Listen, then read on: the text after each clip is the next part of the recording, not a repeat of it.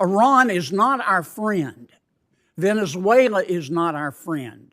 President Biden keeps giving them money to buy weapons to try to kill us. Senator, do you not understand that? Sanctions on the Iranian regime. We have not allowed a dollar from Qatar or from the Iraqi electricity fund to flow to Iran. That's just not true. Senator Menendez explained that to you. How can you be that obtuse? A fiery Senate exchange erupts as Senator John Kennedy confronts a Biden administration official over billions of dollars tied to Iran, Iraq electricity waivers, Qatar bank controls, and Venezuela oil sanctions. The tense back-and-forth dives into whether sanctions loopholes are empowering America's adversaries, the meaning of fungible money, and whether humanitarian funds truly stay out of hostile hands. Thank you, Mr. Chairman. Mr. Secretary, the Biden administration has operated as Iran's best friend, hasn't it? No, I disagree completely, Senator. Well,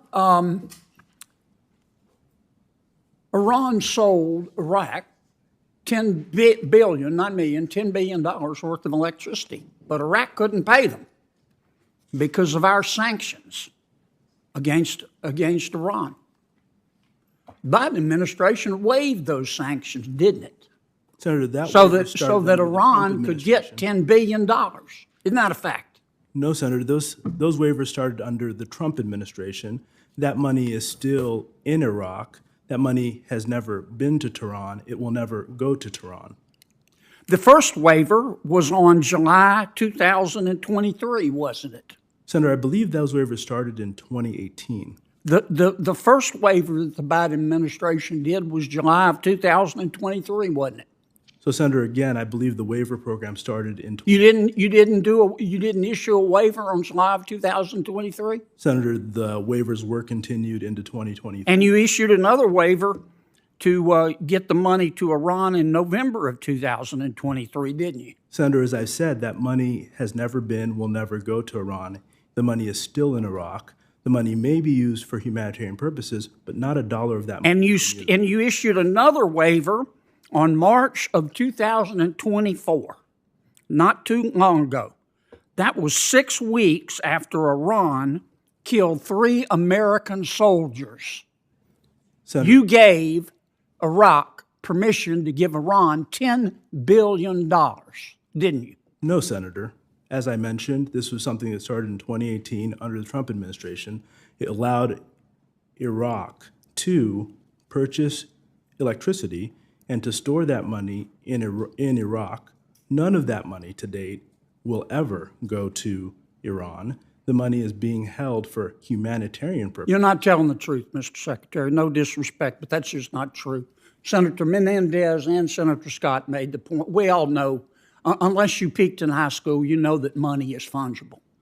The Biden administration also paid Iran $6 billion to release 5 of our prisoners, didn't it?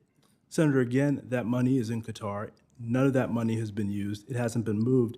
And as I said earlier, while money is fungible in the United States because we care about our people, it's not fungible for the Iranian. So the money's in Qatar, in a bank in Qatar? Yes. Now, what do you think? Who controls that bank in Qatar? Those banks are controlled by those individuals who run that financial institution. I see. So if President Biden says Qatar Bank, don't give this money to Iran, and the Qatar government says give the money to Iran, who do you think the Qatar Bank's going to listen to, Mr. Secretary?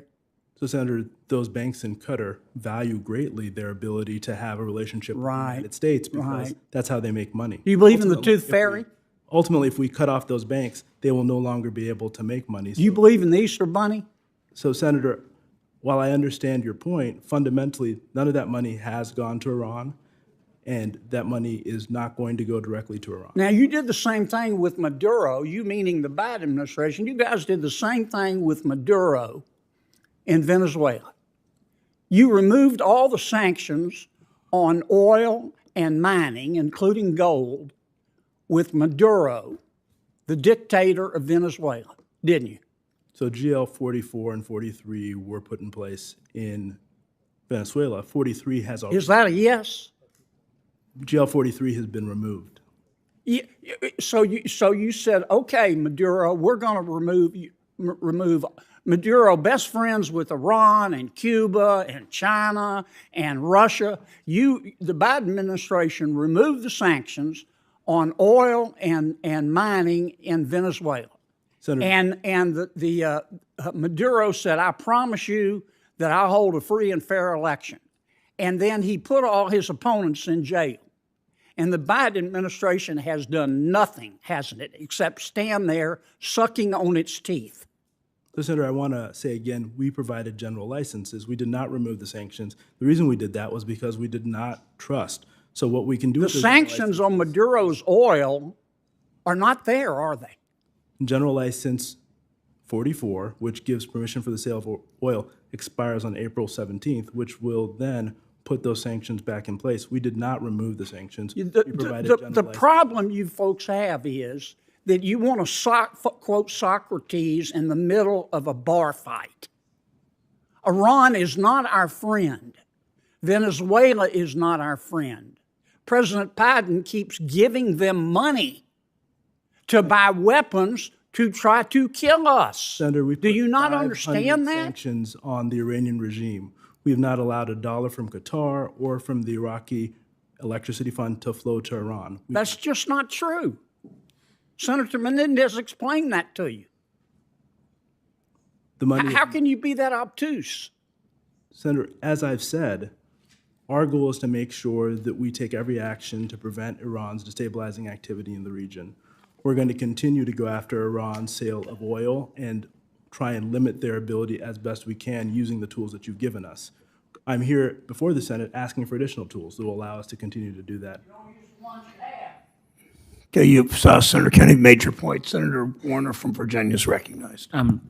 If you find this political breakdown interesting, please give me a thumbs up, and as well like and subscribe for more.